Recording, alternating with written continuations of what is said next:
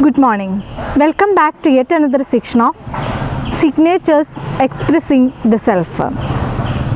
We are going through the third chapter, Voices from Chernobyl, in second module. I hope all of you have got a clear idea about Svetlana Alexievich and her famous work, Voices from Chernobyl. Voices from Chernobyl begins with the story of young pregnant wife of one of the first firefighters, Vasily Ignenko, who responded to the fire at reactor 4 of the Chernobyl nuclear power plant and of his slow death. The voice recorded here is that of Lyudmila Ignenko, wife of the deceased fireman Vasily Ignenko. They were newlyweds and were staying in the dormitory of the fire station at the time of the accident. At night, she woke up from her sleep and hearing a noise. Her husband informed her that fire had broken out at the reactor and had been called for duty. She remembers that the heat was unbearable and the sky was radiant. Nobody was informed about the gravity of the situation and the fireman did not take any precaution. The next day, she found her husband in the hospital. His body was swollen and puffed up. The doctors told her that he was exposed to radiation and she couldn't go near him or touch him as she was pregnant. Most of them admitted in the hospital were throwing up and they were put on IVs. Their body reacted as if they were exposed to chemicals. The doctors and nurses who initially treated these firemen later succumbed to death due to radiation. The government transported them to hospital number 6 at the Shukhinskaya stop in Moscow for further treatment in radiology department. Okay, actually all these points we already discussed in our last class. So we already understood somehow Lyudmila reached in the hospital number 6 at the Shukhinskaya. So all of you please take the page number 76, last paragraph. Okay, are you ready with the page number 76? Okay. It was a special hospital for radiology and you couldn't get in without a pass. I gave some money to the woman at the door and she said, "Go ahead." Then I had to ask someone else beg. Finally, I was sitting in the office of the head radiologist, Angelina Vasilievna Guskova. Right away she asked, "Do you have kids?" What should I tell her? I can see already I need to hide that I am pregnant. They won't let me see him. It's good I am thin. You can't really tell anything. Yes, I say. How many? I'm thinking I need to tell her too. If it's just one, she won't let me in. A boy and girl. So you don't need to have any more. All right? Listen, his central nervous system is completely compromised. His skull is completely compromised. Okay, I am thinking, so he will be a little fidgety. Fidgety means restless. Fidgety means restless.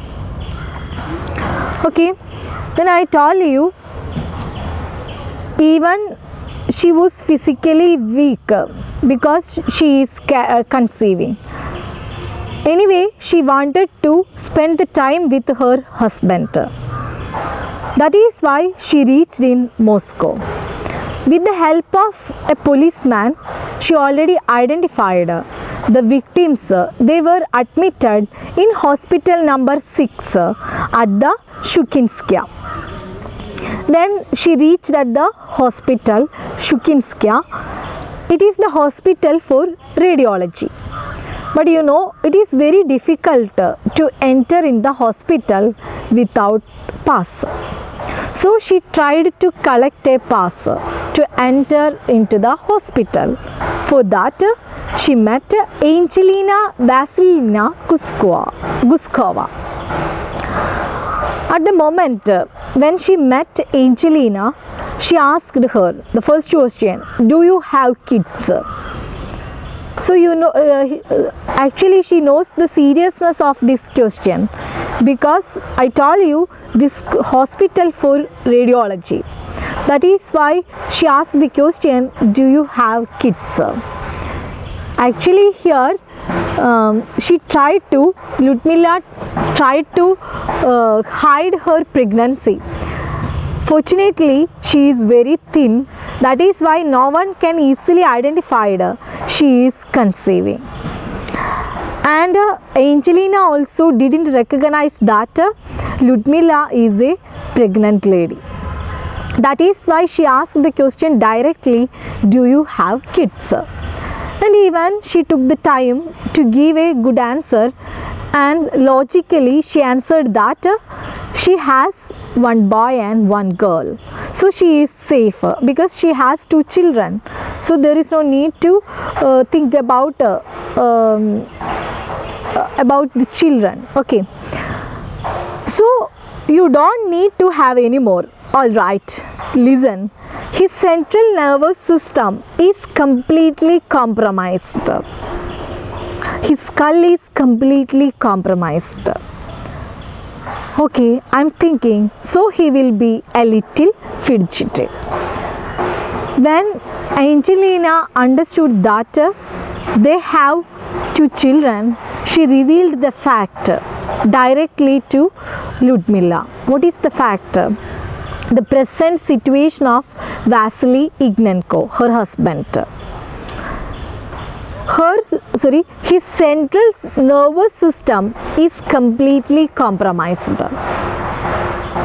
Then, more than that, now he will be a little fidgety, little restless. And listen, if you start crying, I will kick you out right away.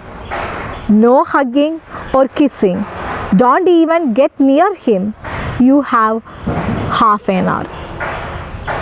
So Angelina, first of all, she revealed the present situation of Vasily Ignenko. After that, she also reminded Ludmila what it is. If you are starting to cry in front of him, I will not allow you to spend the time with him. Definitely, I will kick you out. Then the next condition, no hugging or kissing. The third condition, you have only half an hour. But I knew already that I was in leaving. If I leave, then it will be with him. I swore to myself. Even Angelina, she revealed the 3 conditions. When she heard Angelina, at the moment itself, Ludmila took the promise to herself. What was it? I will never go to home without my husband. Okay, I come in. They are sitting on the bed, playing cards and laughing. Vasya, they call out. He turns around. Oh well, now it's over. She has found me even here. He looks so funny. He has got pyjamas on for a size 48. Actually, he has a size 52. The sleeves are too short. The pants are too short. But his face isn't it swollen anymore. They were given some sort of fluid. Finally, Ludmilla reached near to her husband. At the moment, we can see that there were another victims of this nuclear disaster. They were laughing and they were playing cards. Then we can see that her husband wore pyjamas on for size 48. Actually, his size is 52. So we can assume that it was very tight for him. That is why his sleeves are very short and even the pants are too short. But you know, actually she recognized that his face isn't swollen anymore, and even the victims were given some sort of fluid. I say, where had you run off to? He wants to hug me. The doctor won't let him. Sit, she says. No hugging in here. I think all of you remembered well. Angelina already revealed the 3 conditions. Don't cry, don't hug or kiss, only spend half an hour. Even at the moment, Vasily, he feels the love towards his wife. He has the tendency to hug his wife, but the doctors won't allow him. We turned into a joke somehow, and then everyone came over from the other rooms too. Everyone from Pripyat. There were 28 of them on the plane. Then we can see that in that particular room, we can see that there were 28 victims. All these victims from Pripyat. I wanted to be with him alone, if only for a minute. The guides felt it, and each of them thought of some excuse, and they all went out into the hall.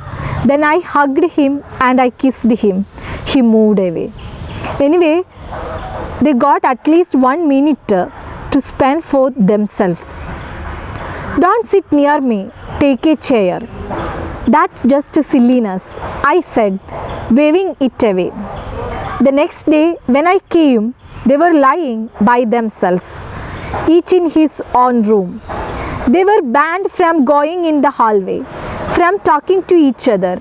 They knocked on the walls with their knuckles.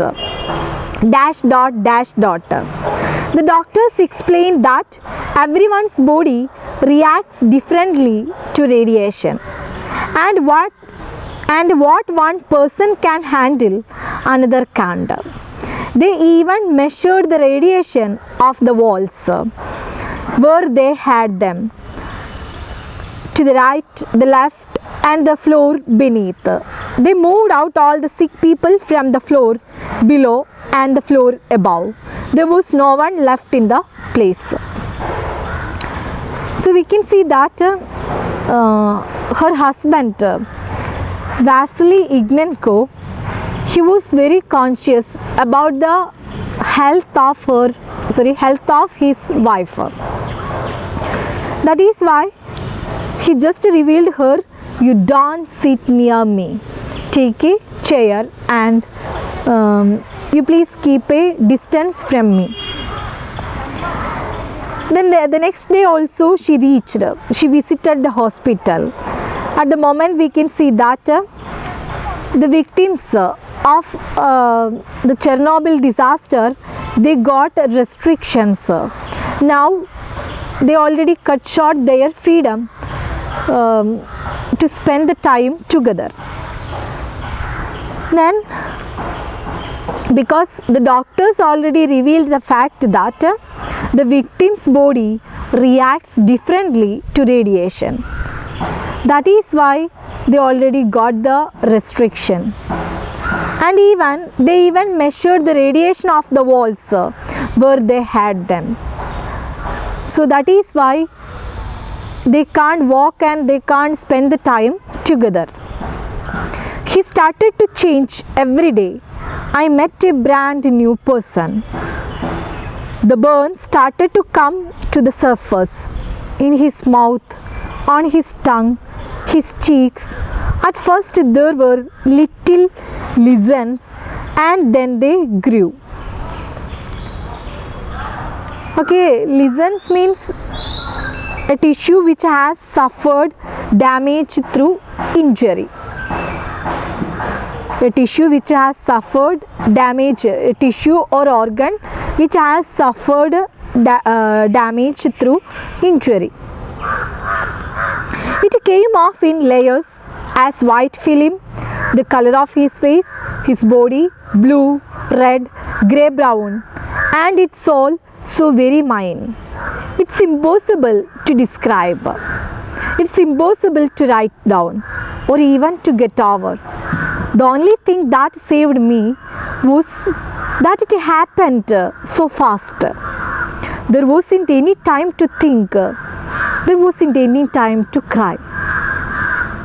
Anyway, she understood that he started to change every day, every moment. We can see that the burns on his body, it started to come to the surface. And first there were little lesions and it started to grow. We can see that the layers, the white film, and even it started to change the color. At first white, then blue, then red, then grey brown, like that.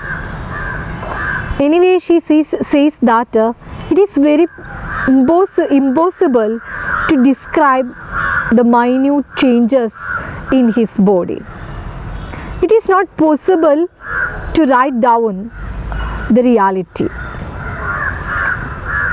But she wants to focus one thing. Actually, all these changes happened very fast.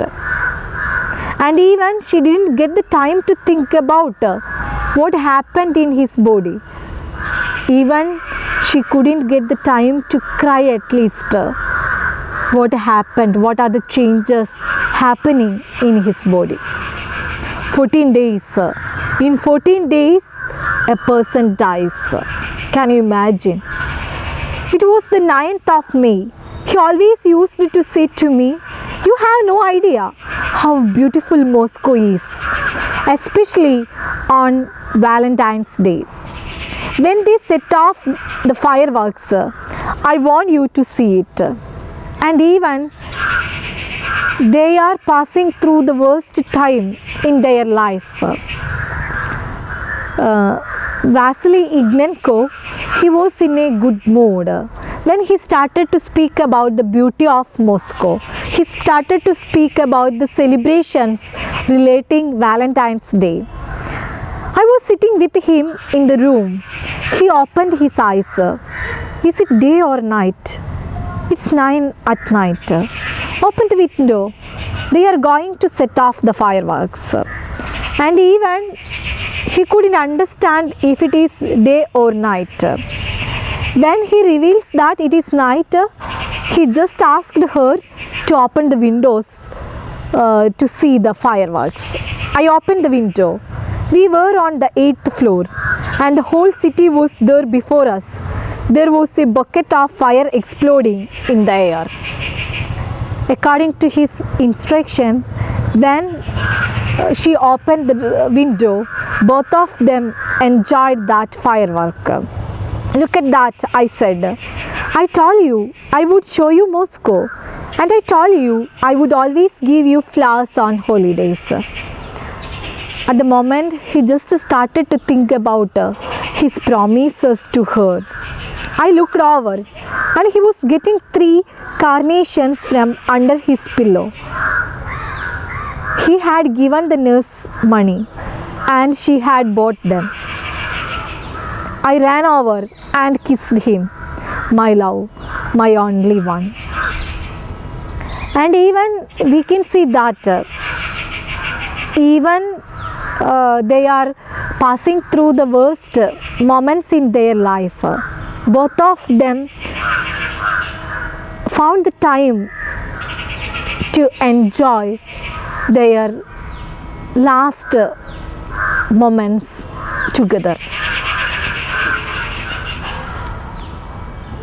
My love, my only one. He started growling. What did the doctors tell? What did the doctors tell you? No hugging me and no kissing. He got so bad that I couldn't leave him even for a second. He was calling me constantly. Lucia, where are you? Lucinga, he called and called. The other bio chambers where our boys were being tended to by soldiers because the orderlies on staff refused the demanded protective clothing.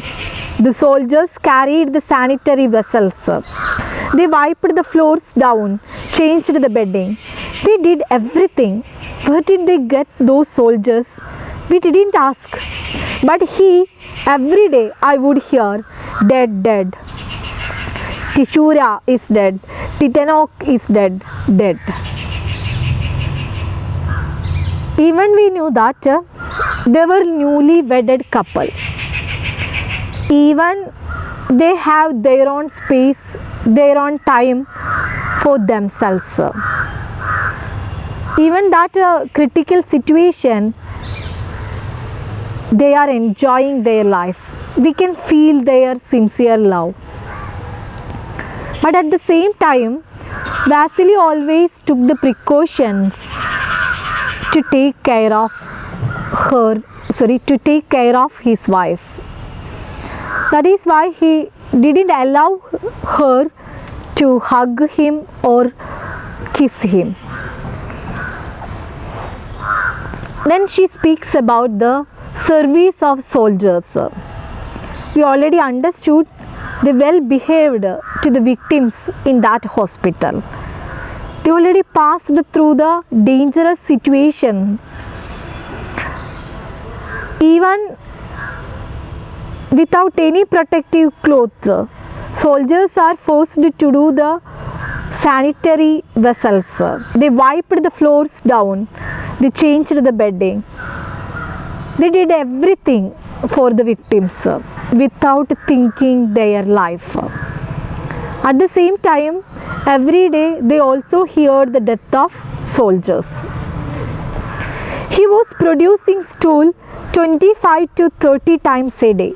Stool means solid waste with blood and mucus. Mucus means viscid, slippery secretion. His skin started crackling on his arms and legs. He became covered with boils. When he turned his head, there would be a clump of hair left on the pillow. Clump means thicket. I tried joking. It's convenient. You don't need a comb. Soon they cut all their hair. I did it for him myself. I wanted to do everything for him myself. If it had been physically possible, I would have stayed with him 24 hours a day. I couldn't spare a minute.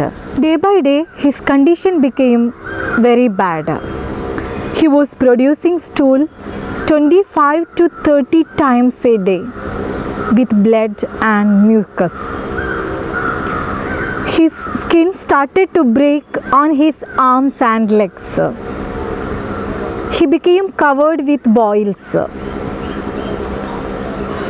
Then even we can see that her hair is also started to fall. And even she tried to make it as joke. That is why she says it's convenient, you don't need a comb. And she tried to spend each and every second with him, but it is not possible for her. But at the same time, He also wanted to spend the time with her. Every time he called her, there is a fragment of some conversation. I am remembering it. Someone saying, "You have to understand, this is not your husband anymore, not a beloved person, but a radioactive object with a strong density of poisoning. You are not suicidal. Get a hold of yourself." And I was like someone who had lost her mind. But I love him. I love him. He is sleeping and I am whispering, "I love you." Walking in the hospital courtyard, "I love you." Carrying his sanitary tray, "I love you." We can see that someone already reminded her, you should understand the present situation. He is not your husband anymore in the sense because of this high radioactive, and someone already reminded her he is just a radioactive object with a strong density of poisoning. Many of her relatives tried to understand her about the current situation, about the importance of radioactivity, but she was not at all ready to accept the fact. More than that, she wants to protect, she wants to spend the time with her husband because she loves him very deeply. That is why what the things she is doing for him, at the moment she repeats that "I love you" because she didn't want to leave him at this critical stage. One night everything was quiet. We were all alone. He looked at me very carefully and suddenly he said, "I want to see our child so much. How is he? What are we going to name him? You will decide that yourself." "Why myself when there is two of us?" "In that case, if it's a boy, he should be Vasya, and if it's a girl, Nadasha." I was like a blind person. I couldn't even feel the little pounding underneath my heart, even though I was 6 months in. I thought that my little one was inside me, that he was protected. Okay, we can see that one of their personal times, he started to talk about their child, about the child's name. Then she gave the complete freedom to him to choose the name. Then he revealed that if they have a boy child, he should be Vasya, and a girl child, she should be Nadasha. Actually, at that moment, she started to think about their child. I think all of you remembered well, she is a pregnant lady. She is just 6 months, but you know, she didn't feel the weight of the baby. But she started to believe that their child is protected. And then, the last thing, I remember it in flashes and broken up. I was sitting on my little chair next to him at night. At 8, I said, "Vasenga, I am going to go for a little walk." He opened his eyes and closed them, letting me go. I had just walked to the hotel, gone up to my room, laying down on the floor.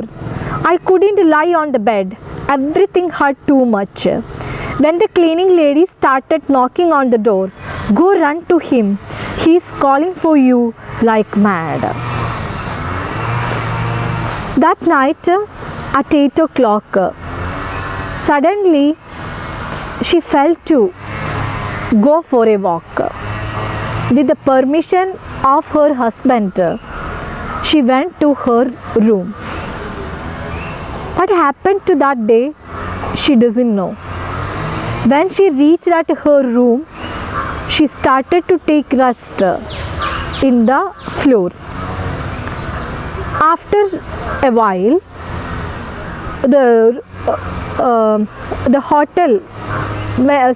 after a while, someone already knocked her door and revealed that you please go to your husband because he is calling you very madly. Right away, I called the nurse's pastor. How is he? He died 15 minutes ago. What? I was there all night. I was gone for 3 hours. I ran down the stairs. He was still in his bio chamber. They hadn't taken him away yet. I didn't leave him anymore after that. I escorted him all the way to the cemetery.